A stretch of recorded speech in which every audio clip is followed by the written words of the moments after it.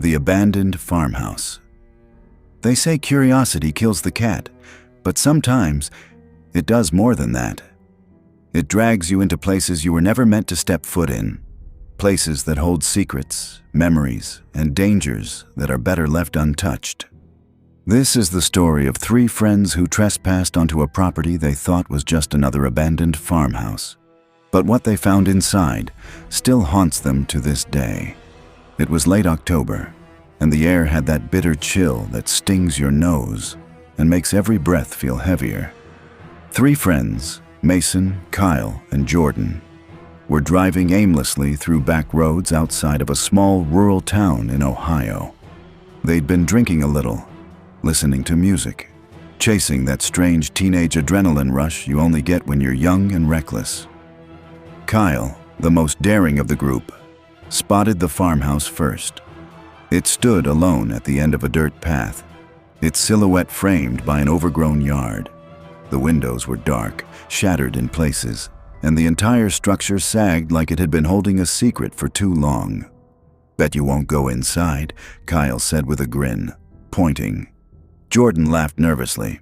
"That place looks like it'll collapse if you breathe near it." Mason just stared.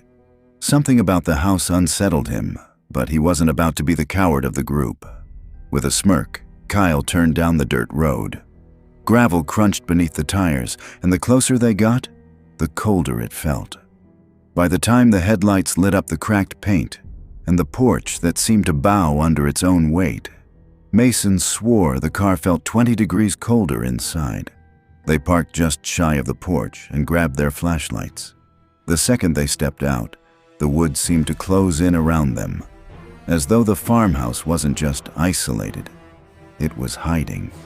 The front door wouldn't budge, so Kyle pried open a window and slithered inside, laughing as if it were just another prank. The others followed, their beams cutting through decades of dust. Inside, it looked like time had stopped. Old newspapers were still stacked on a coffee table. A rotary phone lay off its hook, dangling by its cord. The wallpaper peeled in long strips, and mold crept along the ceiling like veins. "Creepy, but not too bad," Jordan muttered, his voice echoing slightly. That's when Mason noticed something strange. On the mantel above the fireplace, lined neatly in a row, were jars. Dozens of them. Inside each one floated something. He stepped closer. They weren't just random objects. They looked like animal parts, preserved in some kind of cloudy liquid. Kyle laughed nervously. "Guess someone was into hunting." But Mason shook his head. "These aren't animals." Despite Mason's protests, the group decided to explore upstairs. The staircase groaned with every step, threatening to collapse beneath them. At the top, they found a hallway of doors. Every one of them shut tight except for one at the far end. That one was slightly ajar, the darkness inside thicker than the others. Kyle, of course, pushed it open. The room beyond was small, almost bare, except for a single chair. And on that chair was something none of them expected. A doll. Handmade, crude, stitched together with what looked like real human hair. Its button eyes reflected the flashlight beam in a way that made it look alive. Jordan muttered, "That's not right." But Kyle laughed it off, picking the doll up and holding it like a trophy. "Souvenir," he said, stuffing it into his backpack. The second he did, the temperature in the house dropped. Every single door along the hallway slammed shut. Bang, all at once. The sound was deafening. They froze, their breaths visible in the air now. Mason swore he heard whispering, faint but distinct, seeping out from the walls. Panic set in. They tried to leave, but when they reached the front door, it was jammed tight, as if something on the other side was holding it shut. "Back window," Mason said, his voice shaking. But before they could move, they heard it. Footsteps coming from the basement. Slow, deliberate, heavy. Every instinct screamed at them to run, but they stood frozen, listening. The sound grew louder, closer, until it reached the base of the stairs. Then silence. Kyle whispered, "We need to go." But Jordan shook his head.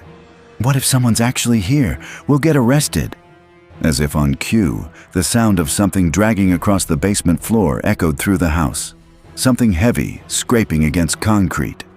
That was enough. They bolted for the back of the house, kicking open a door that led into the kitchen. Mason spotted a window above the sink, smashed it with his elbow, and climbed out first. One by one, they scrambled out into the night, running back to the car without looking back. They drove in silence, adrenaline pounding through their veins. Only when they were miles away did anyone speak. Kyle, still grinning though his hands shook, pulled the doll out of his backpack. "Best night ever," he said. But Mason wasn't smiling. He swore he saw something in the rearview mirror as they drove away.